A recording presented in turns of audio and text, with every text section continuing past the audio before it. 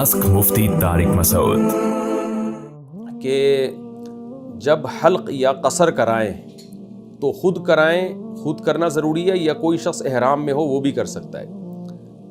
تو یہ مسئلہ بھی سمجھ لیں کہ جب آپ حج یا عمرے سے جب آپ فارغ ہو جائیں نا، تو خواتین تو قصر کراتی ہیں۔ قصر میں کیا ہے کہ 1 انچ بال کاٹ لیں لین میں۔ بعض لوگ یوں چٹیا پکڑ کے یوں کر دیتے ہیں، اس سے احرام سے باہر نہیں نکلتے، خوب سمجھ لیں۔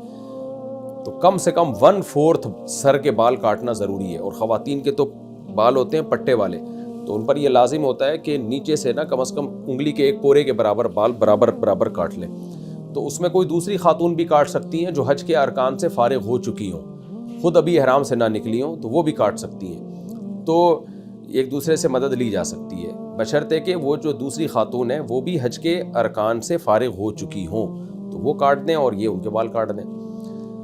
تو میاں بیوی ایک دوسرے کے بال کاٹ سکتے ہیں۔ شوہر اگر حج کے ارکان سے فارغ ہو چکا ہے، ابھی احرام سے نہیں نکلا، تو اپنی زوجہ کے بال وہ کاٹ سکتا ہے۔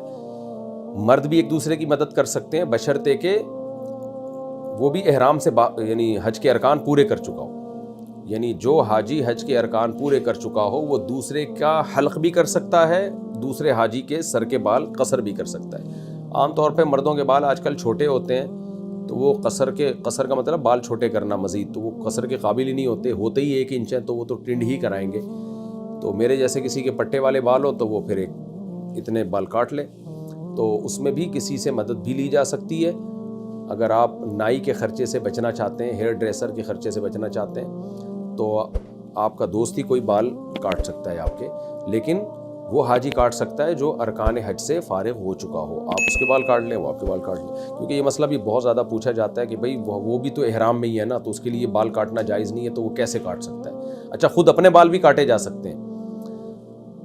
یعنی آپ مرد ہیں یا خاتون ہیں، مرد ہیں یا عورت ہیں، آپ حج کے ارکان یا عمرے کے ارکان سے فارغ ہو چکے ہیں، اب آپ نے احرام سے باہر نکلنا ہے، تو احرام سے باہر نکلنے کے لیے آپ اپنے بال خود بھی پکڑ کے کاٹ سکتے ہیں۔ میں تو اکثر ایسے ہی کرتا ہوں، وہ لے جا کے یوں کٹ کر دیے، تو آپ احرام سے باہر آ گئے۔ کسی دوسرے سے مدد لینا ضروری نہیں ہے، خود بھی اپنے بال کاٹ سکتے ہیں آپ۔ کنز امتیاز کسی نے سوال پوچھا ہے، جی اگر کوئی لڑکی اپنے بال صرف شوق کے طور پر کٹوانا چاہے اور کسی کو دکھانے کی نیت نہ ہو اور اتنے چھوٹے بھی نہ ہوں کہ مردوں کی مشابہت ہو، تو اس صورت میں بال کٹوانا جائز ہے؟ دیکھیے، عورت کی زینت اللہ نے لمبے بالوں میں رکھی ہے، یہ عورت کی فطرت ہے۔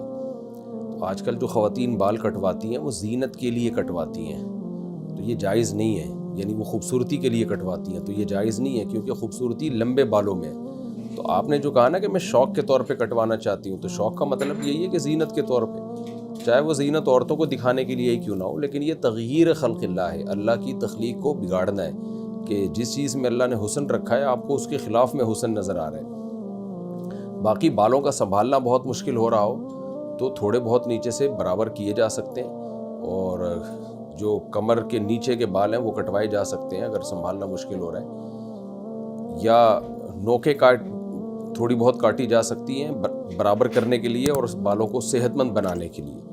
باقی چھوٹے کر لینا یہ ٹھیک عمل نہیں ہے۔